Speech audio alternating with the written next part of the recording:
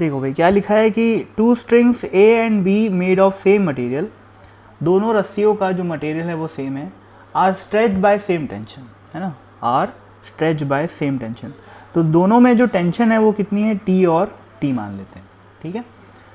The radius of string A is double of the radius of B, तो A की radius जैसे मान लेते हैं कि 2r है, तो बी की रेडियस हो जाएगी r, डबल रेडियस है ए की, ठीक है। आगे बढ़ते हैं।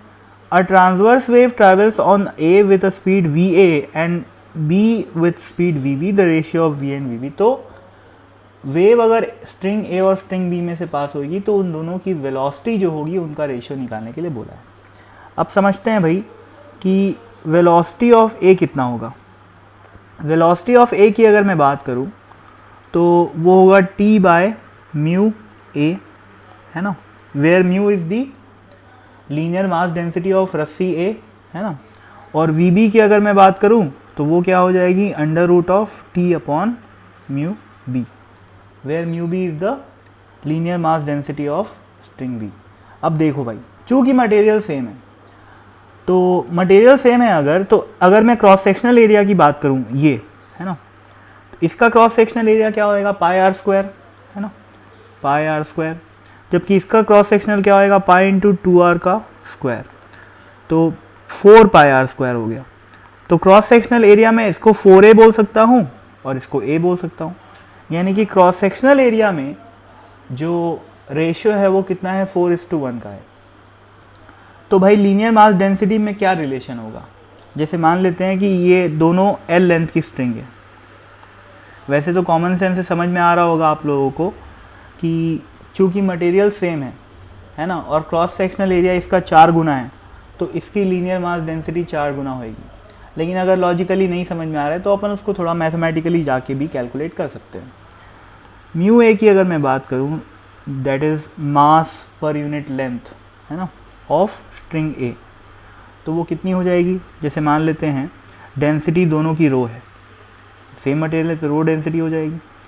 तो mu A will be equal to what, total mass of this section हो जाएगा डेंसिटी इंटू वॉल्यूम, वॉल्यूम हो जाएगा 4a इंटू लेंथ, ये आ गया टोटल मास। मास पर यूनिट लेंथ निकालना है तो L से डिवाइड कर दूंगा, तो L और L कट गया और आंसर क्या आ गया, 4a रो इंटू 4 इंटू ए, ठीक है। ये आ गया लीनियर मास डेंसिटी ऑफ रस्सी A. Linear mass density of B की अगर बात करो तो टोटल मास कितना हो जाएगा, rho which is density into volume, volume कितना हो जाएगा, L into A divided by length कर दूंगा, तो L कट गया और यहाँ पर क्या आ गया, रो इंटू ए आ गया। तो ये क्या आ गया अपना म्यू बी। तो म्यू और म्यू बी के बीच में रिलेशन आ गया, है ना भाई, क्लियरली। अब मैं अगर V A minus V A upon V B निकालता हूँ, जो कि सवाल में निकालने के लिए बोला है, तो क्या आ जाएगा वो, under root T by mu A divided by under root T by mu B, है ना। ये टी और टी कट जाएगा और ये क्या बन जाएगा, mu B upon mu A, ठीक है। म्यू बी कितना है, रो इंटू ए, और म्यू ए कितना है, 4 टाइम्स ऑफ रो इंटू ए, तो ये रो ए कट गया और बचा 1/√4 विच इज़ 1/2, तो 1/2 इसका आंसर हो गया, है ना भाई।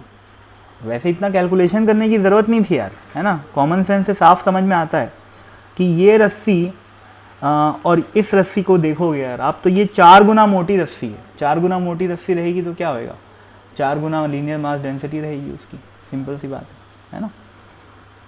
तो इस रिलेशन को निकालने के लिए इतनी मेहनत करने की ज़रूरत नहीं थी। मैं डायरेक्टली म्यू बी और म्यू ए को सीधा बोल सकता था दैट इट विल बी 1/4, पर कई बार नहीं समझ में आता है, तो दोनों तरीका हमें पता होना चाहिए, मैथमेटिकल तरीका भी और कॉमन सेंस वाला तरीका भी।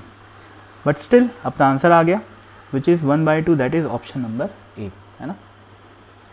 तो थैंक यू।